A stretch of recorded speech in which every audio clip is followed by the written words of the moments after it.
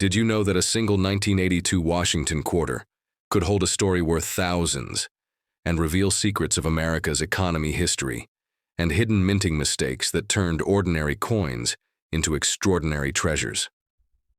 Today, we unlock the real history behind the 1982 quarters and why collectors will pay a fortune for them. If you think you know, quarters, think again. This story will change everything you believe about pocket change. In the year 1982, the United States was in the midst of economic turmoil. Inflation was high, unemployment was a threat, and the mint faced budget constraints that would change the way our quarters were made forever. The Washington quarter, which had been in production since 1932, became the center of one of the most fascinating chapters in modern American coinage. The 1982 Washington quarter carries more significance than what meets the eye, for starters. This was the first full year when the mint stopped producing proof sets for the public due to severe budget cuts. This means collectors had fewer pristine examples from this year, and the circulation strikes are all that remain to tell the tale. Imagine collectors decades later hunting through circulation just to find a decent quality piece. That alone would make these coins interesting. But the story gets deeper. The 1982 quarters were struck at both the Philadelphia and Denver mints. The Philadelphia mint coins carried no mint mark, as was customary until 1980, which is a story itself. But the Denver coins bear the D mint mark, and both mints faced problems that year that created what would become some of the most sought-after mint errors and varieties of the modern era. Due to cost-cutting measures, the mint reduced the number of dies they produced. This meant dies were used well past their prime, leading to coins that showed severe die deterioration and doubling, which today fascinates collectors. The famous no-P error dime from 1982 is often talked about, but few know the same conditions led to interesting varieties on the quarters as well. These coins were also the first years the mint did not produce mint sets for collectors. Again, a decision driven by cost. This meant that millions of people missed out on pristine, uncirculated coins, and collectors now have to search circulation finds and dealer stockpiles for coins in decent grades. What does this mean for the modern collector? It means that a 1982 Washington quarter in gem uncirculated condition can fetch significant premiums far above face value. The scarcity of higher grades is compounded by the fact that these coins were spent circulated and worn down, without anyone saving rolls, because no sets were available for collectors to stash away. The composition of these quarters remained the standard copper-nickel clad that had been introduced in 1965, but the quality control slipped during the production process, sometimes leading to off-center strikes, broad strikes, and double strikes, which today command a premium. The story of the 1982 quarter cannot be told without mentioning the broader economic context. The early 80s recession put the squeeze on many Americans, so saving quarters for speculative value was far from the minds of people struggling with mortgage rates and unemployment. But for the U.S. Mint, it was a time of modernization and austerity. Combined, the result was coins that had to be produced more cheaply, more quickly, and with less oversight. The collectors of today reap the results of these decisions when they discover unique examples hiding in rolls, pocket change, or old jars passed down through families. As we dive deeper into the minting process of the 1982 Washington quarter, we find that the dies used were often overused. Sometimes the design would become mushy, and the finer details like the hair above Washington's ear or the eagle feathers on the reverse would blend together. This made grading the coins more complicated, but also created opportunities for varieties to emerge. Repunched mint marks were not as common in this year due to newer techniques, but the die deterioration, doubling, and clash marks added an extra layer of intrigue.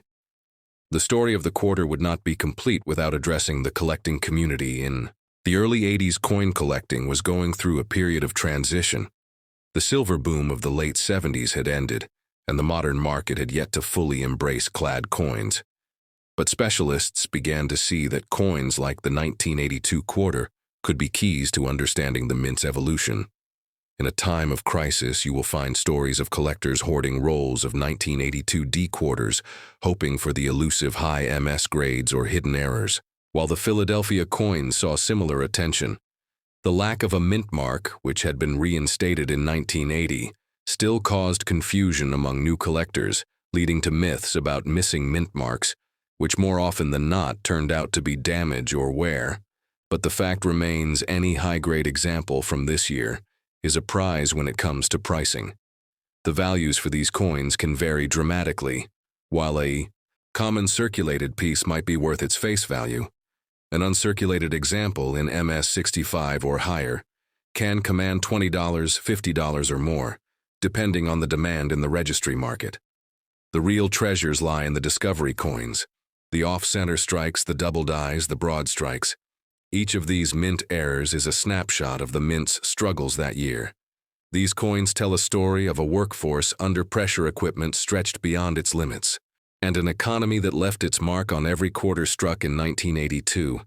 To this day, new varieties continue to surface, with hobbyists scouring bags and rolls for anything unusual.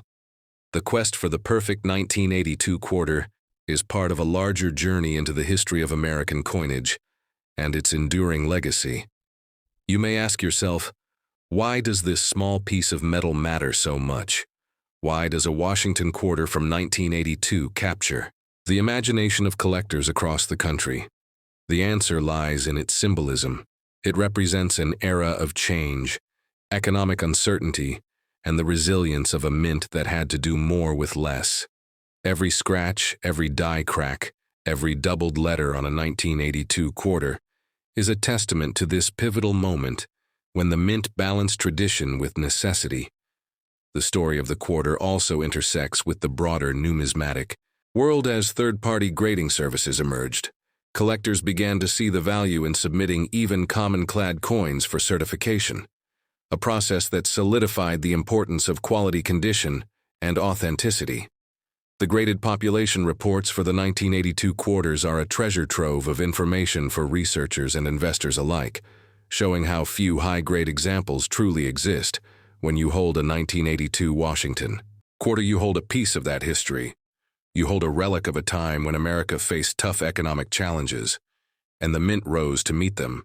You hold a symbol of everyday commerce that became an extraordinary collectible in the hands of those who knew what to look for. In the next segment of our journey, we will explore the specific errors and varieties you should hunt for. We will examine the differences between Philadelphia and Denver coins, how to identify die deterioration, doubling how to spot off-center strikes that can increase value, and how to grade your coins effectively to maximize your investment. We will talk to veteran collectors who share their stories of the big finds and the ones that got away. We will visit coin shows, auction houses, and grading labs to see how a simple 1982 quarter can travel from your pocket to a collection worth thousands. We will uncover the secrets of storage, preservation, and the best practices to ensure your coins survive for future generations. And we will wrap up with a vision for what the future holds for these modern-clad treasures in the ever-evolving world of numismatics.